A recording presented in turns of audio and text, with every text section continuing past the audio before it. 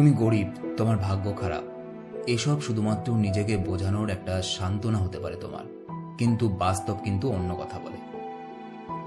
হাতের কাছে যা আছে, যেটুকু আছে, জাস্ট শুরু করে দাও।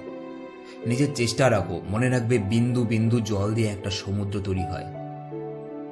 অন্যকে দেখে তালি বাজিয়ে নিজের মনের ভেতরে যে আফসোসটা করছো তুমি, নিজেকে এমন জায়গায় নিয়ে যাও যে মানুষ তোমার জন্য একদিন তালি বাজাবে। মনে রাখবে তুমি যেই মানুষগুলোকে দেখে কনফিডেন্স হারাচ্ছ বা যেই মানুষগুলোকে তোমার থেকে বড় বলে ধরে নিয়েছো, তারাও স্ট্রাগল করেই ওই জায়গায় এসেছে।